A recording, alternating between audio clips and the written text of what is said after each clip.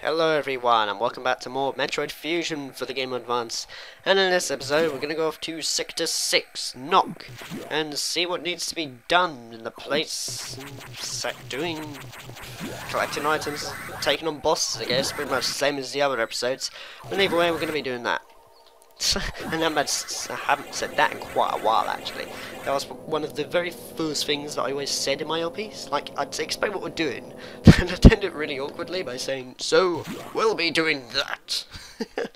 Yes, guess it was nice to bring that back up again.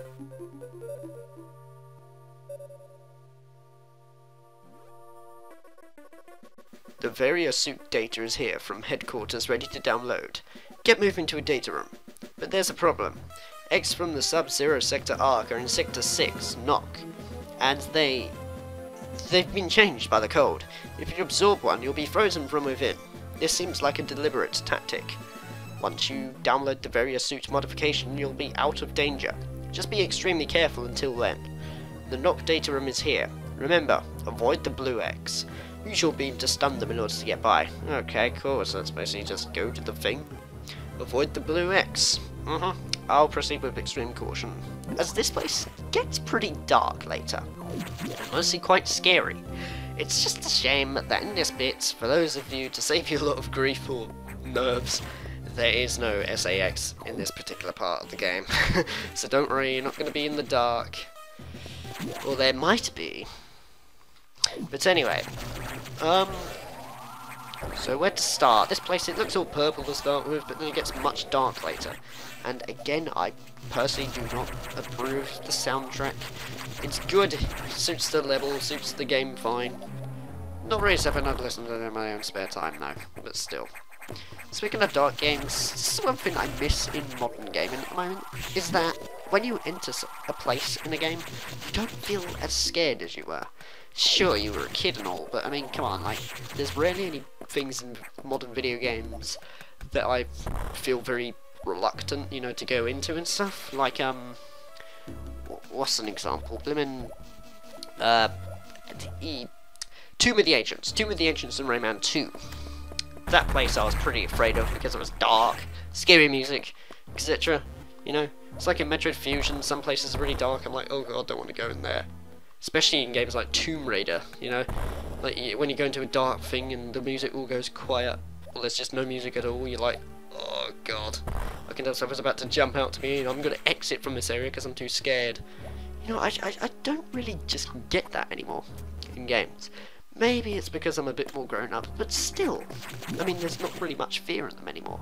Apart from horror games, but, well, that's a different story. I'm talking about just actual games that aren't meant to be horror games, but are pretty scary in some places. Like, I remember in some places pretty scary in Ocarina of Time. Like, you know, down the well. Stuff that wasn't very, charming or anything, was it? Just go down there, find dead bodies and stuff.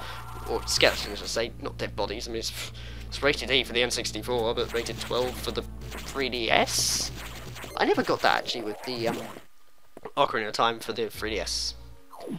I found it strange how the original N64 was rated E for everyone, but in Britain the copy of Ocarina of Time 3D was rated 12, which doesn't make sense considering the fact that the thing called, oh bliminick, the Dead Hand, in the N64 version it looked more threatening because it was covered in blood and everything, and honestly I was questioning why it was rated E. But the 3DS's one just looks all slimy and less threatening, but apparently it's rated 12. I don't get Peggy ratings at all. Well, I went a bit off topic there. These are pretty much blue X. They latch onto you and take away, and honestly quite threatening. But the sad thing is when you stun them and all, it doesn't mean they're gonna leave you alone forever. As, you know, you're likely to get hit by them again, and that's not a good thing. So, you know, you just want to keep stunning them from time to time, so that you don't get hurt, and apparently they were there. That makes perfect sense. Either way, I just want to collect all this energy here. This is the good thing about some places, in some of the save rooms in this game. Save rooms, is that beforehand, they'll have like these bunch of enemies that you can destroy, which are weaklings, and you know, you can basically just gain some health and extra missiles and all that from them. Like at the moment I got 67, but now after collecting all this, I've gone up a couple more energy tanks. It's pointless restoring all my health though, it's rarely going to die on this bit. I mean, I know what I'm doing. But here's the scary part. And by that I mean, you may be collecting an energy tank, but something lies much worse in this game. And it's from what I said earlier, in case you don't know what I mean. Because when we go into this room, there indeed is a dead end. We can't go back, but we can hide in this tiny little gap here, which we can't quite escape from and nobody can see us. But that can only mean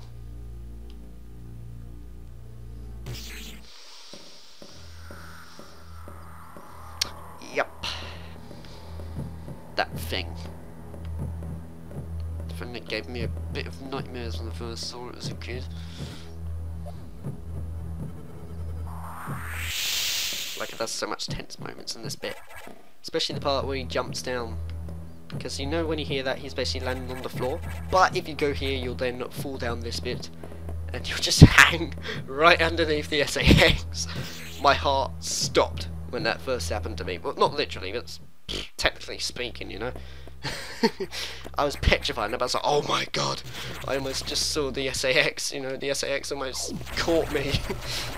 As that thing's not really happy to meet anything like that, unless it has feelings, but I doubt it. It's just a killing machine, in words of Samus.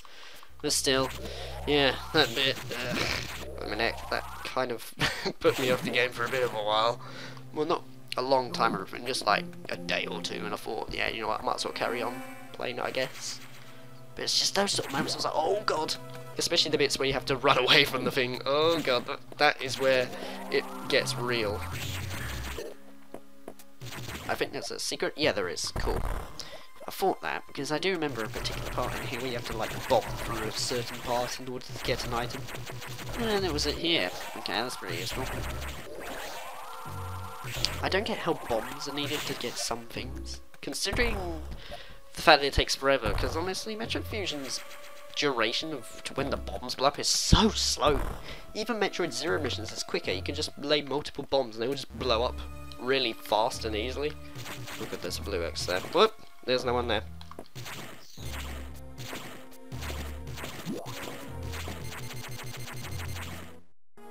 Oh cool, I made it through, nice. But you know, in Metroid Zero mission you can basically just lay a set of bombs and they will just blow up at a good time. But these ones, it's just boom, boom, boom. You know, it's just so slow. Like, it's not like in Super Metroid either. Even the Super Metroid's bombs, you could just lay multiple bombs and they will just detonate it really quick. But with this one, it's a different story. With Super Missiles, however, we can take out this thing in one go now. Makes it a lot easier. And oh god, I just possessed the data room here. Oh well, that's just great. We can't get the data now. That is... we have to fight a boss though. And why else would the level design be like this? This is the thing I always find in like games and all. If there's a particular level design bit, I know for sure that I'm going to be doing something like fighting a boss or something like that. Because I had that even in games like Super Smash Bros. Brawl in the Subspace Emissary mode, where if there was a particular part where there were a set of platforms laid out in such a way, I'd think, okay, it's obvious. There's going to be like a set of enemies for me to defeat here, or there's going to be a boss or something. You know, it's just a thing I usually have in video games and stuff, especially in Metroid games as well. Like in Super Metroid, if there was like a particular platform, I keep using the word particular, but oh well, it basically proves my point. You know, it just, when I just see it, I can tell what's going to happen, and honestly I like that a lot. It's the same, again, it's not really a thing I see a lot in modern games nowadays. Again, I'm not really saying modern games suck. They're still good, especially in games like Rayman Legends, Super Mario 3D World.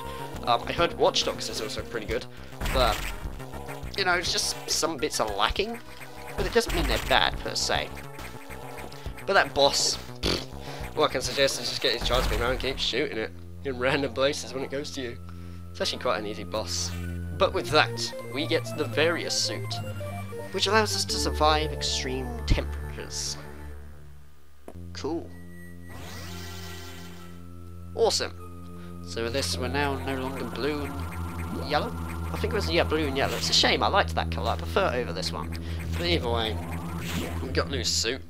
That means we can explore places and go to more deeper areas, I guess. At least that's the thing that happened with Super Metroid and all. They gave you different suits to wear. I actually know that happened in the original one as well. Yeah, it did, because you had to get the Varia suit. My mistakes. It's always been a staple of the Metroid series. And honestly, I improved it a lot.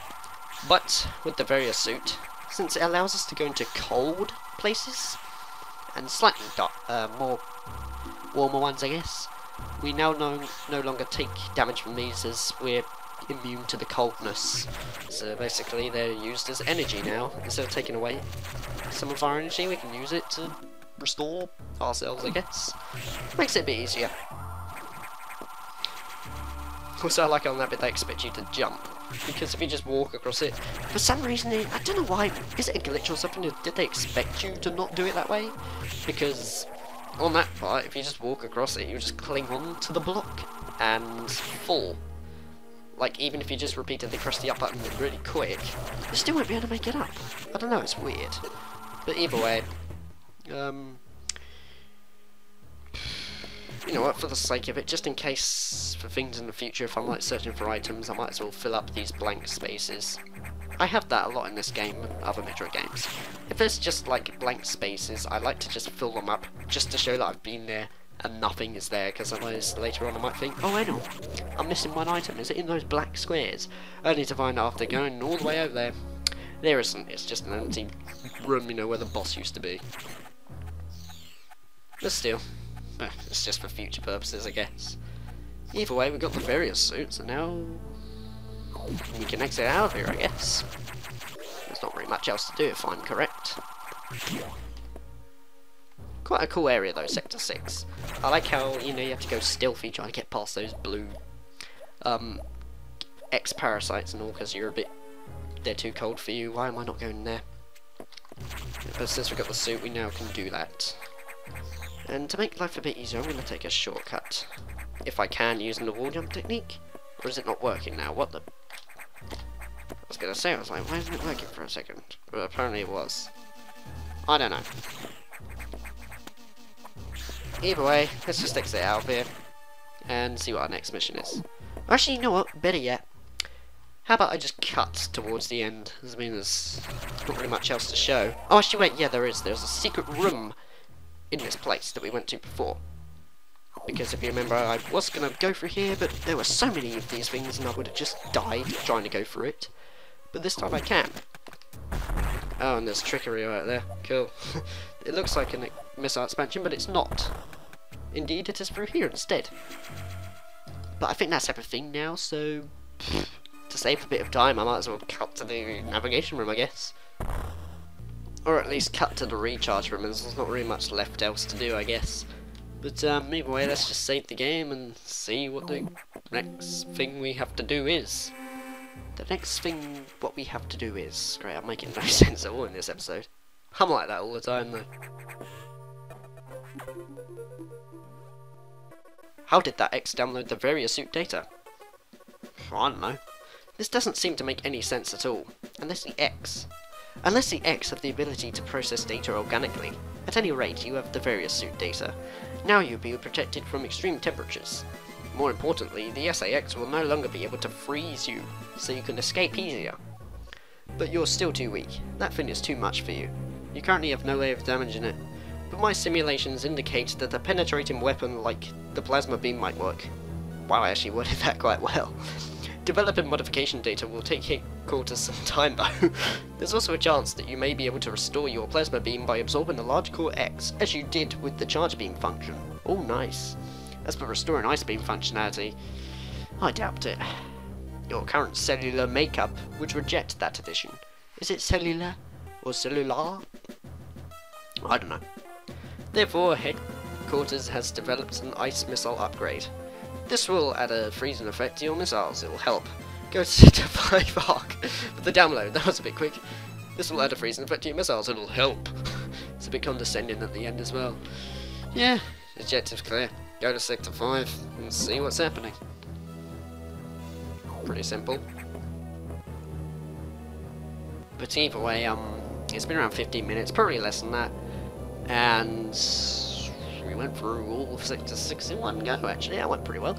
So, in the next episode of Metroid Fusion, we will be going onwards to Sector 5, which is all of the sectors done, actually. Well, for now. But later on, we're going to have to be going back to a number of them. See what I did there? A number of them? Oh, God, I'm so clever.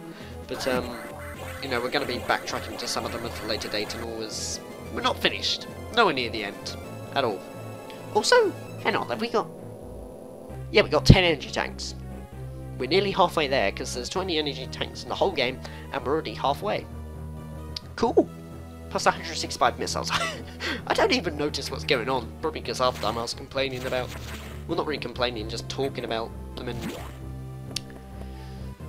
dark areas and games, saying how scared I was and all that, but still. Either way, take care guys, and I'll see you in the next episode of Metroid Fusion for the Game Boy Advance. We'll be getting over to Sector 5.